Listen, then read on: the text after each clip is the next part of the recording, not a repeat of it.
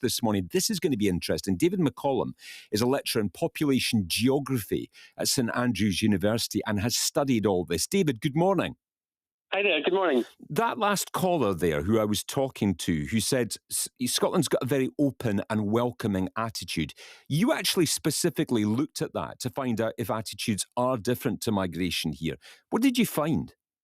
So I have to confess, I just heard the last part of the previous call back from the school run myself, but I caught the end of it, and I heard the idea that basically, Scots historically have travelled all over the world, and I would say that Scotland's migration problem historically has been people leaving as opposed to people coming. It's only in the last 15 years or so that we've had net positive immigration. In terms of attitudes, it seems to be the case, according to opinion polls and various other forms of survey data, that attitudes towards immigration in Scotland are less hostile than they are in many other parts of the UK. That's not to say there's not hostility. We just heard some of the quotes from the text there a second ago, that many people in Scotland do hold negative views towards immigration. So I suppose we have to be careful about kind of giving the impression that Scotland is universally welcoming towards outsiders when that evidently isn't the case, but perhaps less hostile than other parts of the UK. Is it a numbers game, though, David? I mean, I think, last year net, we had about 30,000 people moving to Scotland, whereas we have this 745,000 figure for the UK as a whole. If you're living maybe in areas of Kent where there have been very high levels of migration concentrated, maybe there is different pressure on services or communities that produces a different view to parts of Scotland. Yeah, that's a really, really valid point. I think, so it's a geographer. I always put my geographer hat on at this moment and say that if you look at the geography of attitudes towards immigration and you look at the geography of where immigrants actually are, the geography don't necessarily correspond with each other. So in parts of Wales, parts of North East England, they have less immigration than Scotland has, and that they've got some of the highest levels of hostility. So arguably actually having contact with immigrants would actually lead to less hostility as opposed to more in some cases. Who's coming here, David? Mainly, again, just picking up from the previous caller, mainly people coming to work or to study. So if you think about how people would come to Scotland or other parts of the UK, it's mainly through the points-based system. So you would need to have a job offer, often in an area where there are skills or labour shortages, or you would be coming to study. And as we know, international students make a significant contribution financially and in other ways to Scotland's economy and educational life.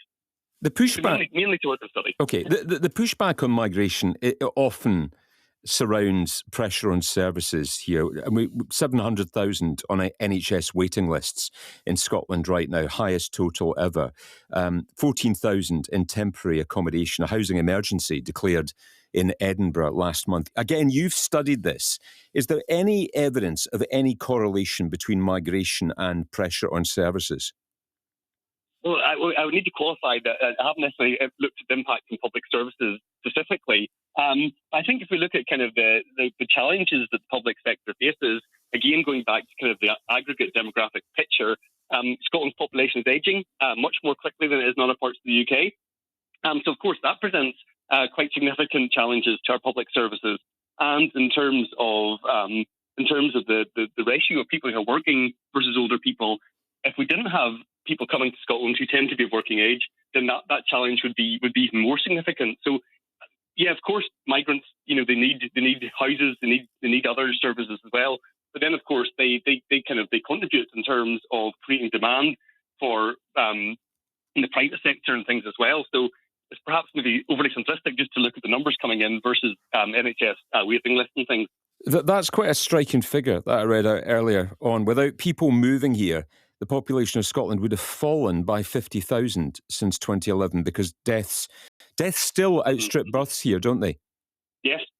And basically, even with immigration going forward, that's probably not going to be enough to meet Scotland's demographic challenges. So I think some of your previous contributors were talking about the issues to try and promote fertility levels within Scotland. Of course, they might work, but they're not necessarily a short-term solution. So in the short term, at least, we need migrants to basically sustain that ratio of working age population to older people.